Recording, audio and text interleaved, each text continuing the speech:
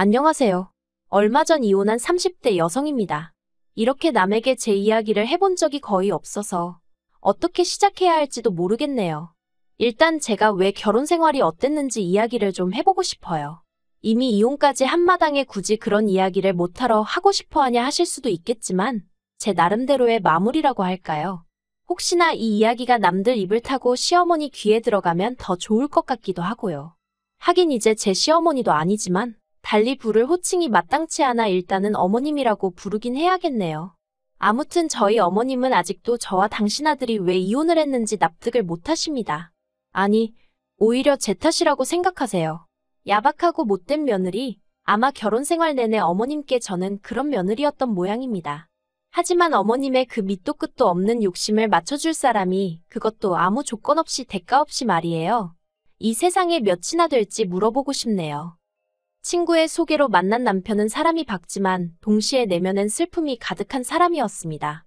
처음엔 이유를 알지 못했기에 그저 감수성이 풍부한 사람 정도로만 이해를 했고요. 하지만 연애를 시작하고 얼마 지나지 않아 같이 술을 마시다가 남편의 가족관계를 알게 되었습니다. 제 어머님은 아버님의 두 번째 처였어요. 물론 정상적으로 이혼하고 재혼한 부인이라면 요즘 세상에 흉일할 것도 못 되지요. 하지만 그런 게 아니라 아버님께서 아픈 첫째 부인을 내버려두고 지금의 어머님과 살림을 차리셨던 거예요. 그 과정에서 자식, 그러니까 제 남편까지 낳으신 거고요. 드라마에서나 나올 법한 이야기라 솔직히 저도 너무 충격이었습니다. 아무튼 이후로 첫째 부인이셨던 큰어머님이 돌아가시면서 이렇게 표현해도 될지 모르겠지만 지금의 어머님이 자연스레 그 자리를 꿰차게 되셨다대요. 문제는 아버님을 제외한 친가 쪽 누구도 어머님을 곱게 봐주는 사람이 없었다는 거지만요. 그리고 남편에게는 배다른 형제, 위로 3살 많은 아주버님도 있습니다. 그 아주버님과는 당연히 사이가 좋지 않고요. 아무튼 그런 환경에서 자라다 보니 남편은 아버님과 아주버님에게 상당히 거리감을 느끼고 있었던 반면 어머님과는 다른 모자지간들과는 달리 더 끈끈한 애착관계가 형성되어 있던 거지요. 하지만 이런 가정환경이 솔직히 제 결혼 생활에 영향을 끼칠 거라곤 생각하지 못했습니다. 남편이 어머님을 많이 걱정하는 건 알고 있었지만 소위 마마보이의 기질은 보이지 않기도 했고 결혼 이야기가 본격적으로 오가던 당시에 어머님이 저를 무척 마음에 들어 하시며 정말 잘해주셨거든요. 그래서 저도 아무래도 집안 사정도 다 알던 상황이었으니 이제 어머님께 아들만 있는 게 아니라 믿을 만한 며느리도 있다는 사실을 꼭 느끼게 해드리고 싶었어요. 하지만 결혼하고 얼마 지나지 않아서 어머님이 저를 왜 마음에 들어 하셨던 건지 알게 되었고 그 이유가 솔직히 달갑지만은 않았습니다. 형편이 변변치 않았던 시댁과 달리 친정은 궁색하지 않아요. 초등학교 교장 선생님까지 하시고 퇴직하신 친정아버지와 간호사로 일하시던 친정어머니 밑에서 비교적 여유 있는 10대, 20대를 보낼 수 있었지요. 자식이라곤 저 하나가 전부라서 저에게 필요한 것이라면 가능한 전폭적으로 지원해 주셨고요. 그래서 덕분에 저도 대학교 졸업 후 바로 대기업에 입사할 수 있었다고 생각합니다. 뿐만 아니라 저에게 미리 증여해 주신 아파트가 있었기에 저희는 어느 다른 대부분의 젊은 부부들과 달리 비교적 여유로운 결혼 준비가 가능했어요. 하지만 시댁은 원래는 아버님을 포함해 형제분들이 가족 사업을 했었는데 언젠가부터 형제분들이 아버님을 시샘하면서 쫓아냈다고 하대요. 그리고 이후로는 지인들에게 묻고 물어 소일거리를 하면서 그럭저럭 생활만 이어나가고 계신 상황이었고요. 하지만 이런 상황 때문에 친정에서 결혼을 반대하거나 그런 일은 없었습니다. 일단 남편이 저희 부모님께 너무 잘했거든요. 저희 부모님이 가족관계나 재산 등과는 상관없이 자기 한 사람을 봐주시는 게 너무 감사하다면서요. 그리고 당연히 제 입장에서는 결혼 상대가 그런 소리를 하니 감동할 수밖에 없었고요. 그리고 남편 말대로 저희 친정부모님은 정말 남편의 사람됨됨이를 가장 중요시 여기시는 분들이었습니다. 부모님이나 재산 같은 건 남편의 의지대로 바꾸고 선택할 수 있는 문제가 아니니 그런 것들로 남편을 비난할 생각은 전혀 없다 하셨지요. 그렇게 저희 두 사람의 결혼에 대해 정리해보면 저는 집을 해간 셈이었고 남편은 현금 3천에 혼수를 들고 온 상황이었습니다. 그리고 저는 제가 손해를 봤다면 손해를 본 거지 절대 어느 면에서도 득을 봤다고는 생각하지 않아요. 심지어 앞으로 벌어올 기대 수입을 생각하더라도 남편이 다니고 있던 직장보다는 제가 다니는 직장이 비교도 안 될 만큼 구조적으로나 재정적으로나 탄탄한 상황이었으니까요. 그리고 저는 맹세하건대 마지막에 남편과 정말 할 말 못할 말이 오가던 그때를 제외하곤 이런 부분들에 있어서 유세를 부린다거나 생색을 낸 적이 없습니다. 앞으로 서로 노력하며 열심히 사는 게 중요하지. 누가 뭘 얼마나 해왔고 그런 걸 따져서 뭐하나 싶었지요. 그런데 어머님은 그런 저를 기특하게 봐주시는 게 아니라 오히려 더 받아낼 궁리를 하시대요. 결혼 전 남편은 어떻게 보면 시부모님께는 유일한 희망이자 기댈 곳이었던 모양입니다. 아주버님은 아버님에게 배신감이 든다며 명절이나 아버님 생신같이 어쩔 수 없는 경우에만 예의상 얼굴을 비출 뿐이었지 맞으라고 해서 크게 무슨 역할을 하는 건 아니더라고요. 그리고 저는 몰랐는데 남편은 매달 어머님께 50만 원씩 용돈을 드리고 있었어요. 아버님도 모르게 말이에요. 제가 그 사실을 알게 된 건 결혼하고 2달째 되던 때였는데 어머님이 저희와 식사를 하시던 도중에 이제 며느리까지 받는데 용돈이 느는 게 아니라 어찌 줄었냐며 물어오셨기 때문입니다. 하지만 더욱더 저를 힘들게 한 건 어머님이 저에게 기대하신 게 단지 금전적인 것만은 아니었다는 사실이었어요. 어머님은 제가 친정어머니와 뭐라도 같이 하는 꼴을 못 보시더라고요.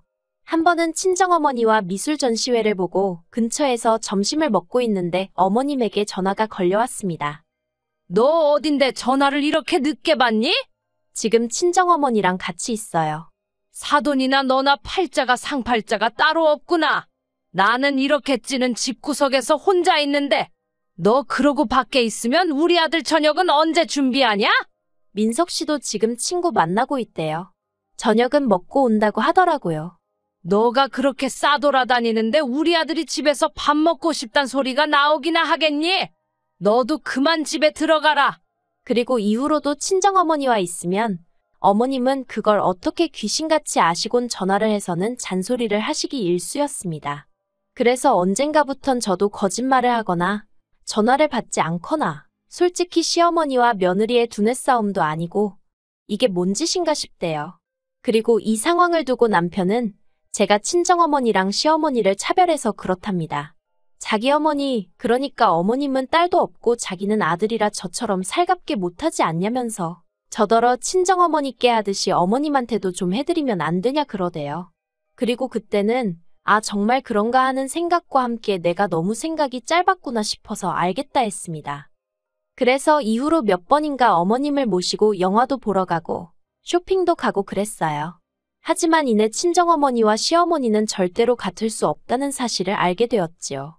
일일이 말하지 않아도 어느 정도 눈치채셨겠지만 하나라도 더 챙겨주고 싶어 하시고 행여딸이 피곤하진 않을지 걱정해 주시던 친정어머니와 달리 어머님은 모든 것이 당신 위주여야만 했습니다.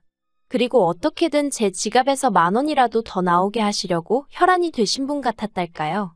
티 하나 사드리겠다고 하니까 골프도 치지 않으시는 양반이 요새는 골프 옷을 일상복처럼 입는 게 유행이라 하더라며 30만 원씩 하는 세일도 안 하는 티셔츠를 고르시질 않나.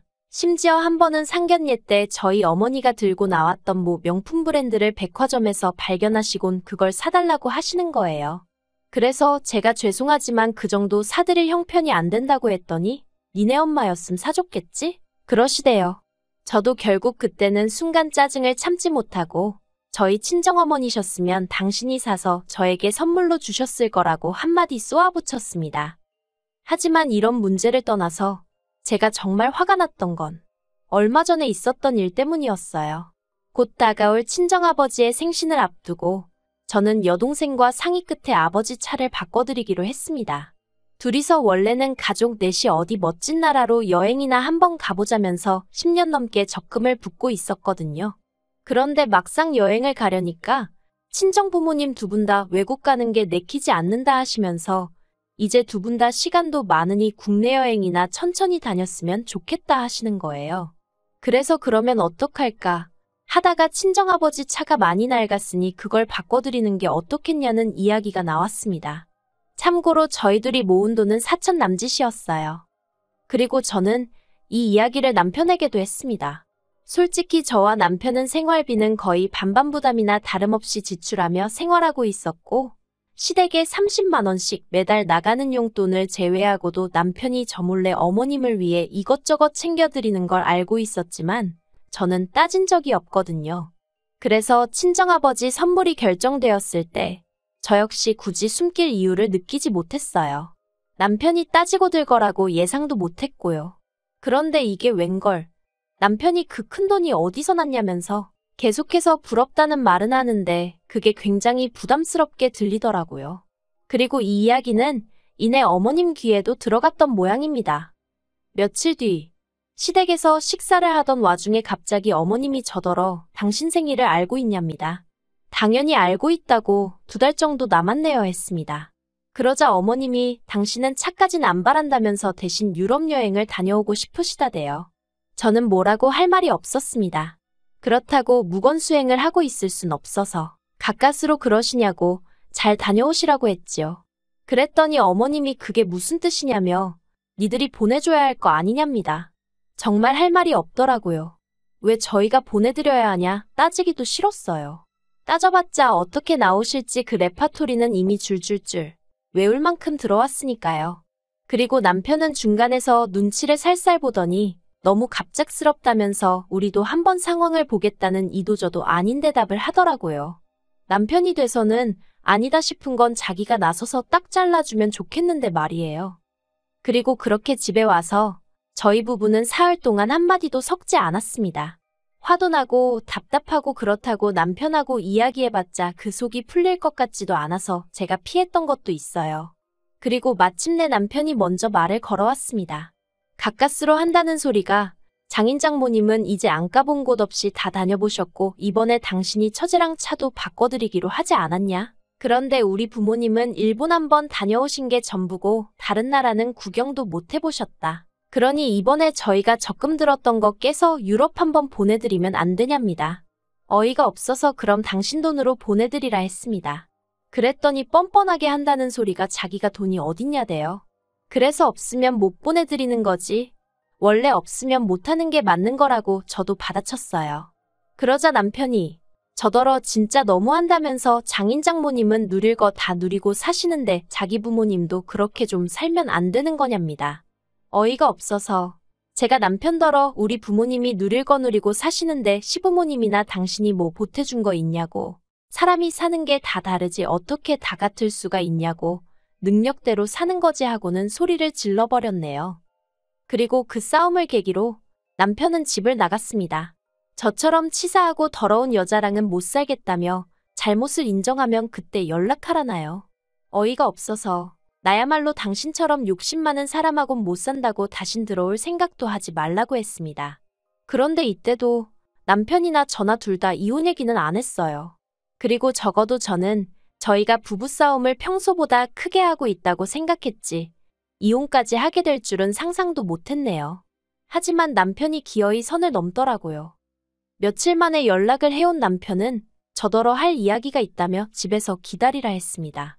그리고 어리석게도 저는 내심 남편이 드디어 정신을 차렸나 싶었기에 겉으론 툴툴댔지만 그래도 마음 한켠에선 안도를 하게 되었지요. 그런데 며칠 만에 만난 남편은 저에게 생각지도 못한 이야기를 꺼냈습니다. 자기가 곰곰이 생각을 해봤는데 제가 너무 온실 속의 화초처럼 자라서 모르는 게 많은 것 같다는 말 같지도 않은 소리를 하더니 이참에 회사 때려치고 대신 어디 못 사는 동네에 가서 어려운 사람들 돕는 봉사활동을 좀 해보는 게 어떻겠냐대요. 이런 세상도 있다는 걸 몸소 겪고 나면 마음이 한결 너그러워질 거랍니다. 솔직히 처음엔 남편이 무슨 자다가 봉창 두들기는 소리를 하는 건가 싶었어요. 그런데 남편은 계속해서 한다는 소리가 제가 저보다 훨씬 더 좋지 않은 상황에서도 정을 나누는 사람들이 있다면서 저도 그런 걸 좀 배울 필요가 있어 보인답니다. 그리고 그렇게 되면 제가 어머님 아버님에 대한 마음도 달리 먹을 수 있을 거라나요. 어처구니가 없어서 그러니까 지금 내가 마음이 좁아서 이런다고 생각하는 거냐 물었습니다. 그랬더니 그게 아니면 지금 이러는 이유가 뭐냐며 저더러 장인 장모님 놀러 다니고 할 때 시부모님 생각은 안 나더냐. 그거 여행 한번 보내드리자고 한 게 이렇게까지 나올 일이냐. 자기는 정말 너무 서운하답니다. 어이가 없어서 당신 부모님 형편이 여의치 않은 게 내 잘못이냐 아니면 내 친정부모님 잘못이냐.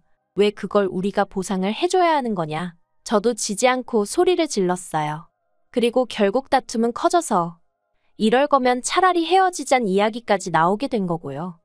저는 솔직히 지금까지도 제가 야박했다거나 너무했단 생각은 들지 않습니다. 남편은 제가 시댁과 친정을 차별하여 이사달이 난 거라고 끝까지 제 탓을 했지만 100번 양보해서 유럽 여행 한 번쯤은 보내드릴 수도 있었겠지요. 하지만 정말 그게 끝이었을까요? 저는 유럽 여행이 시작이었다고 봅니다. 이후로 더 큰 것을 더 자주 바라셨을 거예요. 그리고 그 기대에 부응하지 못할 때마다 저는 남편과 이런 다툼을 반복도 반복해야만 했을 거고요. 생각만 해도 끔찍하네요. 남편과 헤어지게 된 현실은 속상하고 말로 이루 표현할 수 없을 만큼 가슴이 헛헛합니다만 어쩔 수 없었다고 생각해요. 아이가 없으니 다행이란 생각도 들고요. 저는 제 분수대로, 남편은 남편 분수대로 잘 지냈길. 아니 알아서 하겠지요 뭐. 무튼 저는 잘 지내볼 생각입니다.